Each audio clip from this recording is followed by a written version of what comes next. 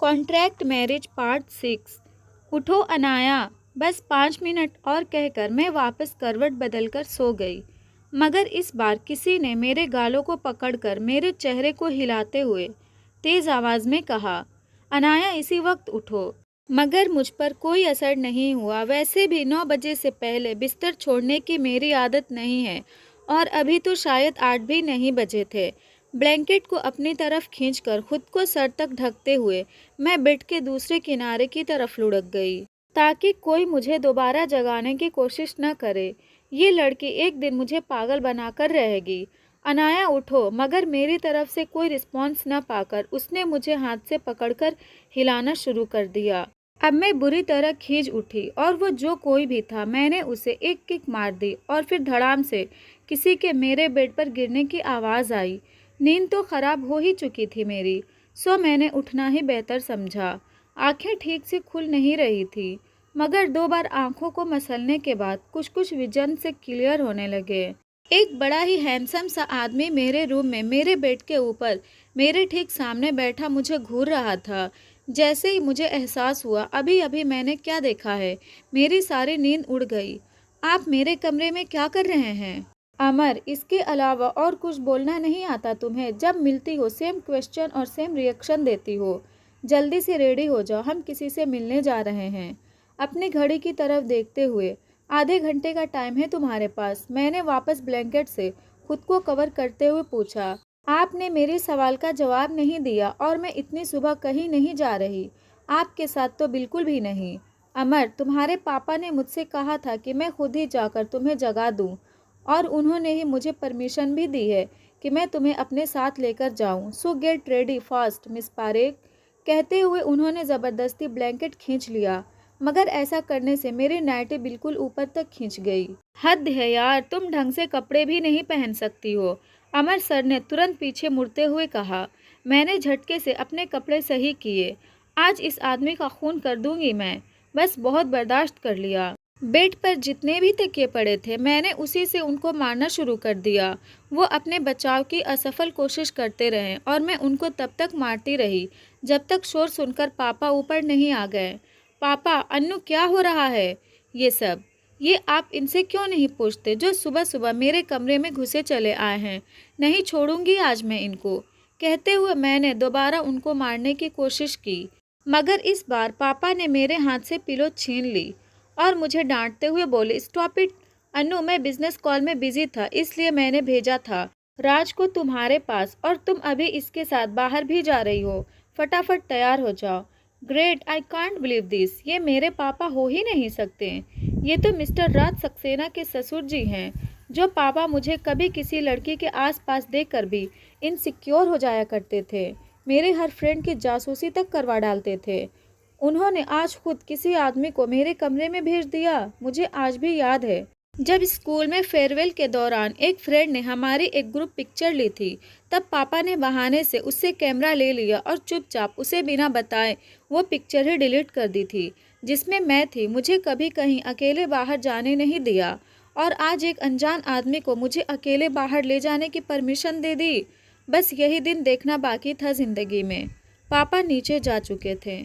जाते जाते दरवाज़ा बंद करने से पहले अमर सर ने वापस मुझसे कहा, 30 minute miss Parekh, I am waiting. कहते हुए उन्होंने दरवाज़ा बंद कर दिया। आए बड़े 30 मिनट्स वाले, इनकी ऐसी की तैसी। मैं सीधे बाथरूम में घुस गई। आधे घंटे तो मुझे नहाने में ही लग गए थे। वापस रूम में आकर जैसे ही मैं कपड़े चेंज करने लगी, तभी दरवाज़ा खुला और मिस पारेख, 45 मिनट्स हो चुके हैं, हमें देर हो रही।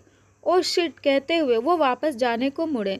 मैंने फिर से एक तकिया उठाकर उनके सिर पर दे मारा और ज़ोर से चिल्लाई, गेट आउट। अमर दरवाज़ा बंद करते हुए, मेरी क्या गलती है यार, एटलीस्ट डोर तो लॉक किया करो। आप एटलीस्ट डोर तो नॉक किया कीजिए। अमर, मैं नीचे वेट कर रहा हूँ, जल्दी आओ। इस आदमी को सच में नहीं पता कि प्राइवेसी का क्या मतलब होता है। पहले तो मेरी पर्सनल डायरी पढ़ ली और आज ये सब। और पापा, अभी मेरी शादी भी नहीं हुई इनसे, और अभी से इनको इतनी छूट दे रखी है। भगवान जाने शादी के बाद क्या करेगा ये आदमी। बड़बड़ाते हुए मैं किसी तरह रेडी होकर 15 मिनट बाद नीचे पहुंची। मुझे सॉरी बोलना तो दूर की बात है, उल्टा मुझे देखकर उनको हंसी आ रही थी। मुझे और गुस्सा आ गया। मैंने एक पंच मारने को हाथ उठाया, मगर उन्होंने उसी हाथ को पकड़ा और लगभग घसीटते हुए मुझे कार तक ले जाकर उसमें बिठा दिया।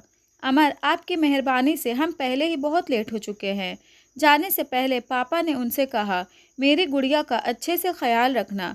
बचपना बहुत है इसमें, कभी कभी संभालना थोड़ा मुश्किल हो जाता है। अमर, आप मुझ पर भरोसा कर सकते हैं सर। पापा ने मुस्कुराकर मेरे गालों को थपथपाया और अंदर चले गए। अमर ने गाड़ी स्टार्ट की। आपके जितना संस्कारी दामाद कहीं नहीं मिलेगा। मेरे पापा को मैंने जानबूझकर संस्कारी शब्द पर कुछ ज़्यादा जोर डाला। Amar, shut up miss Parekh. Anaya, Anaya उठो। मैंने अपनी आंखें खोली। ये मैं कहाँ आ गई? शायद सपना होगा, सोचकर मैं फिर से सोने लगी। मगर इस बार उसने मुझे पकड़कर जोर से हिलाया। अमर, तुम्हें इसलिए साथ लेकर नहीं आया कि तुम यहाँ सोती रहो। अब मुझे पूरी तरह होश आया। आप यहाँ क्या कर रहे हैं? अमर, अपना सर पकड़ते हुए, फिर से वही सब। मिस अनाया पारेख, प्लीज़ सपनों की दुनिया से बाहर आइए। हम यहाँ किसी से मिलने आए हैं। कुछ याद आया आपको? अरे हो, मैं पूरे रास्ते सोती रही। अब अमर सर ने बाहर निकलकर मेरी साइड का दरवाज़ा खोला और मुझे खींचकर बाहर निकाल लिया। अमर, चलो अब। एक मिनट, ये आप मुझे हमेशा ऐसे क्यों लेकर चलते हैं, जैसे मैं कोई छोटी बच्ची हूँ? मैं खुद भी चल सकती हूँ। अमर तंज कसते हुए, ओह आई कैन सी, कहते हुए उन्होंने दोबारा मेरा हाथ पकड़ने की कोशिश की, मगर इस बार मैंने फुर्ती से हाथ पीछे कर लिया। ना ना, maintain the distance please, Modi ji चिल्ला चिल्ला कर कह रहे हैं। 2 गज की दूरी बहुत है ज़रूरी। कृपया इस नियम का पालन करें, कहकर मैं मुस्कुराई और सर ने मुझे यूं देखा जैसे अभी के अभी कच्चा खा जाएंगे। फिर अपने पीछे आने का इशारा करते हुए पार्किंग एरिया से बाहर निकल गए। चंद सेकंड के अंदर हम दोनों एक विशाल बिल्डिंग के सामने थे, जो शायद मेरे घर से मीलों दूर होगा, क्योंकि मैं अपनी इस छोटी सी जिंदगी में पहली बार इस बिल्डिंग को देख रही थी। ये दरअसल एक मॉल था। मेरा इंतज़ार किए बिना ही अमर सर अंदर घुस चुके थे। मैं बहुत तेज़ चलने की कोशिश कर रही थी, फिर भी उनसे काफ़ी पीछे ही थी। न जाने क्या सोचकर भगवान इन लड़कों को इतनी हाइट दे देते हैं। इस आदमी के 2 कदम मेरे 4 कदम के बराबर थे। आखिर में मैंने उनको आवाज़ लगाई, क्या हम थोड़ा धीरे नहीं चल सकते हैं? अमर, धीरे से, कछुआ भी इससे ज़्यादा फास्ट होता है। मैंने उनको घूरकर देखा तो उन्होंने बिना कुछ बोले फिर से मेरा हाथ पकड़ा और उसी स्पीड से आगे बढ़ गए। मैं चल कम दौड़ ज़्यादा रही थी, मगर अमर सर चलते हुए चारों तरफ तेज़ी से अपनी नज़र दौड़ा रहे थे, मानो किसी को ढूंढ रहे हों। अभी अभी समझाया था डिस्टेंस मेंटेन करने को, लेकिन नहीं, आपको तो बस बहाना चाहिए।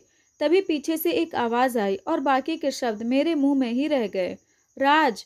अमर सर ने तुरंत पलटकर देखा। मैं भी साथ साथ मुड़ गई।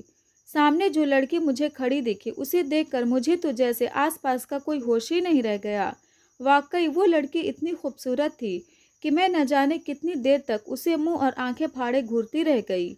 उसने नी लेंथ की स्लीवलेस 1 पीस ड्रेस पहन रखी थी, जो उसे परफेक्टली फिट थे। इतने स्टाइलिश तरीके से कटे हुए उसके कॉपर कलर के खुले हुए बाल, परफेक्ट बॉडी शेप, गोरा रंग और नीली आंखें। हे वेट, नीली आंखें! ये अचानक से इतने सारे नीली आंखें वाले हमारे शहर में कहाँ से आ गए? वो लड़की अमर सर की तरफ बढ़ी। मैंने एक नज़र उन पर डाली। उनके चेहरे पर प्यार से भरी एक मुस्कुराहट थी। मैंने आज से पहले कभी उनको ऐसे स्माइल करते हुए नहीं देखा था। ज़रूर ये लड़की उनके लिए बहुत बहुत स्पेशल होगी। उन्होंने मेरा हाथ छोड़ दिया और तेज़ी से आगे बढ़कर उसे गले से लगा लिया। I missed you much baby. Amar धीरे से, मिस यू टू। मतलब गजब बेइज्जती हो रही थी यहाँ हमारे। इस आदमी ने सुबह सुबह मेरी नींद खराब की, मुझे लगभग घसीटता हुआ मेरे घर से मीलों दूर यहाँ इस मॉल तक लेकर आया, ये दिखाने के लिए कि इसके पास मुझसे लाख गुना ज़्यादा खूबसूरत गर्लफ्रेंड है। वैसे अच्छा ही है, मुझे भी कौन सा इस जल्लाद से शादी करने में कोई दिलचस्पी है। अब ये नज़ारा देखने के बाद और देखने को बाकी बचा क्या था? मैंने चुपचाप वहाँ से खिसक जाने की सोची और अपने कदम पीछे की तरफ बढ़ा लिए। अभी मैं मुड़ी ही थी कि पीछे से उस जल्लाद की आवाज़ आई, अनाया कहाँ जा रही हो? मैंने रुकने या पीछे मुड़कर देखने में कोई इंटरेस्ट नहीं दिखाया, मगर आगे नहीं जा पाई, क्योंकि उसने फिर पहले फुर्ती दिखाते हुए सर ने फिर से मेरा हाथ पकड़ लिया था। मुझे घर जाना है। इस बार अपना हाथ छुड़ाने की भरपूर कोशिश करते हुए मैं ज़ोर से चिल्लाई, मगर कोई फ़ायदा नहीं था। जाहिर है उस जल्लाद की पकड़ बहुत मजबूत थी। मुझे वापस से लगभग घसीटते हुए उन्होंने अपनी जगह पर लाकर खड़ा कर दिया, साथ में डांट और लगा दी। अमर, बच्चों जैसी हरकतें करना बंद करो और चुपचाप यहाँ खड़ी रहो। वो लड़की हैरानी से हम दोनों को देख रही थी। उसका मुझे इस तरह देखना मुझे बिल्कुल अच्छा नहीं लग रहा था।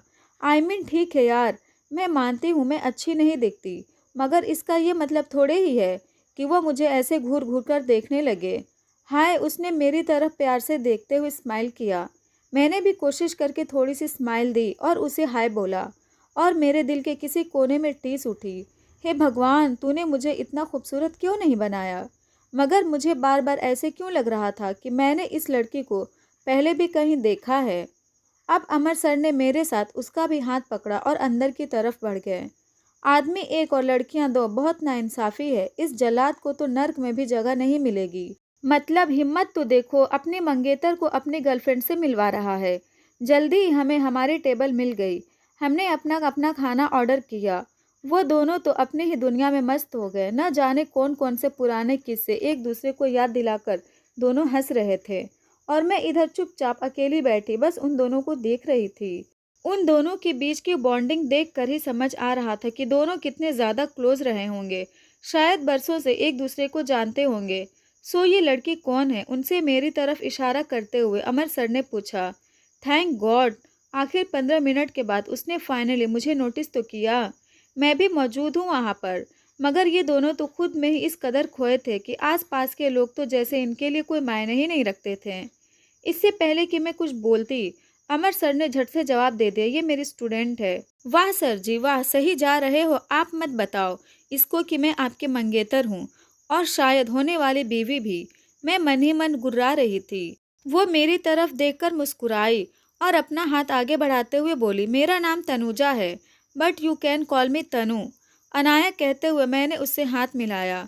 तनु, सॉरी अनाया, अगर तुम्हें बुरा लगा हो तो। इतनी देर से हम दोनों आपस में ही बिजी हैं, मगर मैं भी क्या करूं, पूरे 2 साल बाद मैं रात से मिली हूं, और इन 2 साल में मैं बता नहीं सकती कि मैंने इस स्वीट से क्यूट से प्यारे से बेबी को कितना मिस किया। कहते हुए उसने अमर सर के गाल खींच लिए। मुझे हंसी आ गई, और हमेशा की तरह बस उन्होंने मुझे घूर कर देखा और मैं चुप हो गई। तनु, मुझे तो यकीन ही नहीं हो रहा, 2 साल बाद भी इसमें बिल्कुल चेंज नहीं आया। आज भी ये वैसा का वैसा है, बिल्कुल हैंडसम और स्वीट बेबी। मैंने मन ही मन कहा, बस यहाँ पर गलत हो तुम मिस तनुजा। स्वीट और हैंडसम नहीं, जल्लाद है यह आदमी, जल्लाद। और फिर 2 साल तक तो वो अपनी गर्लफ्रेंड से इतनी दूर थे। अब शायद मेरी समझ में आ रहा था कि क्यों अमर सर कभी हंसते नहीं थे और हमेशा खड़ूसों वाली शक्ल बनाकर घूरते रहते थे। अब जबकि उनको उनका प्यार मिल गया है तो शायद वो फिर से वही स्वीट और क्यूट इंसान बन जाएं, जिसको ये खूबसूरत कन्या बता रही है। अमर, तुम कुछ खा क्यों नहीं रही हो? अमर सर ने मेरी प्लेट की तरफ देखते हुए पूछा। मैं हड़बड़ा कर चुपचाप खाने लग गई। अब उनको क्या बताते कि इतनी देर से मैं बस उन दोनों को ही देखने में बिजी थी। तनु मजाक उड़ाते हुए, तुम अपनी स्टूडेंट को यहाँ क्यों लेकर आए हो? क्या अब वीकेंड पर ट्यूशन देने का काम भी करने लगे हो क्या? अब आया न सही क्वेश्चन। बता सर जी, क्यों लेकर आए हो? मैंने उनकी तरफ देखा। अभी तक तो मैं खुद ही इस सवाल का जवाब खोज रही थी। अमर ने एक ठंडी सांस छोड़ते हुए कहा, डैड ने मुझसे कहा था कि मैं अनाया को कहीं बाहर लेकर जाऊं और हमें साथ में कुछ वक्त बिताना चाहिए। यकीनन यह बताते हुए उनके चेहरे पर खुशी तो बिल्कुल नहीं थी। तनु हैरानी से हम दोनों को देखने लगी। तनु, तुम दोनों मुझसे कुछ छुपा रहे हो? बात क्या है, कोई मुझे बताएगा? मैंने इस सिचुएशन से बचने के लिए जूस का ग्लास उठा लिया और धीरे धीरे पीते हुए चुपचाप सर की तरफ देखने लगी। मुझे भी देखना था कैसे अपने गर्लफ्रेंड के सामने वो हमारी इस शॉकिंग इंगेजमेंट की अनाउंसमेंट करते हैं, क्योंकि अब तक किसी को इस बारे में कोई भनक तक नहीं लगी थी, वरना न्यूज़ चैनल्स हमारी शादी खबरों से भरे होते और मुझे और अमर सर दोनों को अब तक यूनिवर्सिटी धक्के मारकर बाहर निकाल चुकी होती। अमर सर की तरफ से कोई जवाब नहीं आया। इनफैक्ट वो तो नज़र मिलाकर बात भी नहीं कर रहे थे। तनु ने उनका चेहरा पकड़कर अपनी तरफ घुमाते हुए कहा, मिस्टर राज सक्सेना, अब अपनी बड़ी बहन से भी राज छुपाने लगे हो? तुम हमारे बीच कब से सीक्रेट होने लगे? जो भी है साफ साफ बताओ। अमर, सिर्फ 1 मिनट बड़ी हो तुम मुझसे। इतना सुनना था कि मुझे जबरदस्त खांसी होने लगी और सारा जूस जाकर सीधे अमर सर के कपड़ों पर गिरा। अमर, ओ गॉड, क्या लड़की हो तुम, कोई काम ठीक से कर भी नहीं सकती हो। कहते हुए वो टेबल पर पड़े टिश्यू से अपने कपड़े साफ करने लगे। तनु ने फौरन मेरी पीठ सहलाना शुरू कर दिया और पानी देते हुए बोली, आराम से। मैंने हकलाते हुए पूछा, आप दोनों सगे भाई बहन हो? तनु, हम। जहाँ तक मुझे याद है हम दोनों साथ साथ ही इस दुनिया में आए थे। हमारे पेरेंट्स भी सेम हैं। हाँ, बस इतना फ़र्क है कि मैं इससे 1 मिनट पहले इस दुनिया में आई थी। Yes, we are twins and he is my cute baby. कहते हुए उसने फिर से अमर सर के गाल खींच लिए। फिर मेरी तरफ देखते हुए उसने पूछा, मगर तुम ये क्यों पूछ रही हो? वेट ए सेकेंड, कहीं तुम्हें ये तो नहीं लगा कि मैं इसकी गर्लफ्रेंड हूँ? मैंने बस हाँ में सर हिला दिया।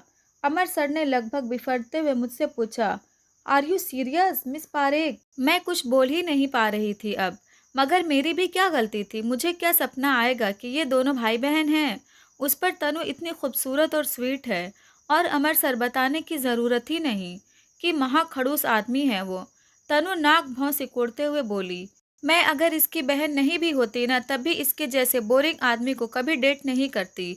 अब की बार तनु ने मेरे मुंह की बात छीन ली थी। आखिर कोई तो एग्री करता है मेरे साथ। तनु, लेट मी क्लियर, मैं 2 साल पहले अपने मॉडलिंग करियर के लिए पेरिस चली गई थी। तब से आज पहली बार हम दोनों मिल रहे हैं और ये वजह है कि मैं अपने छोटे से प्यारे से बेबी ब्रदर को बहुत मिस कर रही थी। मगर तुमने तो कुछ और ही समझ लिया। It's okay, now back to the point. क्या छुपा रहे हो तुम दोनों मुझसे? कहते हुए उसने जूस का ग्लास उठाया और सर की तरफ देखते हुए पीना शुरू किया। अमर, वी आर इंगेज्ड। अब की बार तनु को जोर से खांसी आई और सारा जूस वापस अमर सर के कपड़ों पर जा गिरा। कुल मिलाकर सारा जूस सिर्फ अमर सर के कपड़ों ने ही पिया था। इस बार मैंने तनु को पानी पिलाया। अमर सर खिसियाते हुए वापस अपने कपड़े को टिश्यू से साफ करने लगे थे। तनु, तुम ऐसे कैसे कर सकते हो? वो स्टूडेंट है तुम्हारी, कम से कम उसके ग्रेजुएट होने तक का तो इंतजार कर लेते। या फिर तुम दोनों प्यार में इतने अंधे हो गए हो कि अपनी अपनी रेपुटेशन, करियर सब इसके पीछे बर्बाद करने को तैयार हो गए हो। अनाया का तो मुझे समझ आता है, वो अभी बच्ची है, मगर तुम राज, तुम तो बड़े हो। उसे समझाने के बजाय खुद ही। मेरा मन हो रहा था अभी के अभी फर्श खोदकर उसमें अपना मुंह छुपा लूं। आगे के शब्द तनु के मुंह में ही रह गए क्योंकि अमर सर ने टेबल पर पड़ी चॉकलेट उठाकर उसके मुंह में ठूंस दी। अमर, सिर्फ 2 मिनट के लिए मुझे बोलने का मौका दोगी? तुम ये शादी हम अपनी मर्जी से नहीं कर रहे हैं। हमारे पेरेंट्स ने ज़बरदस्ती ये रिश्ता तय किया है, सिर्फ एक बिजनेस डील है। तनु, बिजनेस डील के लिए शादी? हम दोनों के ही पास कोई जवाब नहीं था। तनु वाकई बहुत स्वीट थी। उसने मुझसे पेरिस के बारे में और अपने मॉडलिंग कॉन्ट्रैक्ट के बारे में ढेर सारी बातें की। उसने मुझे ये भी बताया कि फ्रेंच लड़के बहुत हैंडसम होते हैं और उसका उनके साथ घूमना फिरना अमर सर को बिल्कुल पसंद नहीं आता। अब तक वो सैकड़ों मेकअप प्रोडक्ट्स, ड्रेसेस, शूज़ वगैरह की कंपनीज के लिए मॉडलिंग कर चुकी है, तो ये रीज़न था कि वो मुझे इतनी जानी पहचानी सी लग रही थी। ऑफ कोर्स मैंने उसे टीवी कॉमर्शियल में देखा था। अपना लंच ख़त्म करने के बाद मैंने और तनु ने डिसाइड किया कि हम शॉपिंग के लिए जाएंगे। अमर सर ने साफ शब्दों में कह दिया कि वो मॉल के ही बुक स्टोर में हमारा इंतज़ार कर रहे हैं। सही है, इस जल्लाद से ज़्यादा बोरिंग आदमी पूरी दुनिया में नहीं होगा।